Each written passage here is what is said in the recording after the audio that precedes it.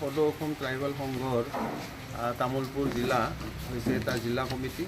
এই তামোলপুৰ জিলা সমিতিৰ এইবেলি আমাৰ পঞ্চম ত্ৰিবাৰ্ষিক অধিৱেশন আমাৰ তামোলপুৰৰে এইটো আমাৰ ট্ৰাইবেল জিৰণি চৰা।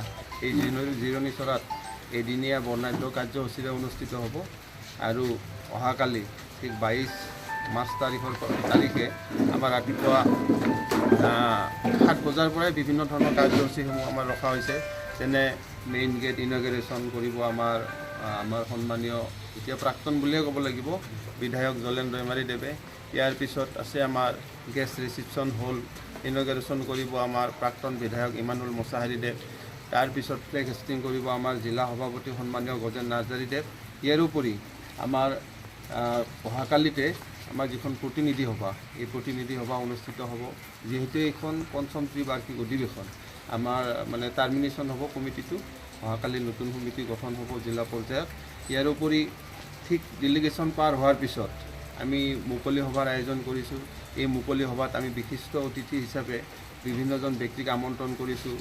ক্ৰমে আমাৰ সন্মানীয় সভাপতি সদৌ অসম ট্ৰাইবেল সংঘৰ সুকুমাৰ বসুমতাৰীদেৱ উপস্থিত থাকিব। ইয়াৰ উপৰি আমাৰ বিধানসভাৰ অধ্যক্ষ বিশ্বজিৎ দৈমাৰীকো কাৰ্যসূচীত ৰখা হৈছে। আমাৰ প্ৰাক্তন CM প্ৰমোদ বৰদেৱ তেখেতো ইয়াত উপস্থিত থাকিব। ইয়াৰ উপৰি আমাৰ এটা বিশেষত্ব হ'ল যে আমাৰ যিখিনি জনজাতীয় কৃষ্টি আছে, এই কৃষ্টিৰো এক আয়োজন কৰা হৈছে।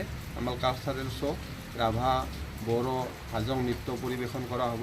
গতিকে আমি আশা ৰাখিছোঁ তামোলপুৰীয়া ৰাইজে, বিশেষকৈ জনজাতি যিসকল আমাৰ ব্যক্তি আছে, এই জনজাতি ব্যক্তিসকলে এই যিখন অ'পেন ছেশ্যন হ'ব আমাৰ মুকলি সভা, তাত সকলোৱে অংশগ্ৰহণ কৰিব।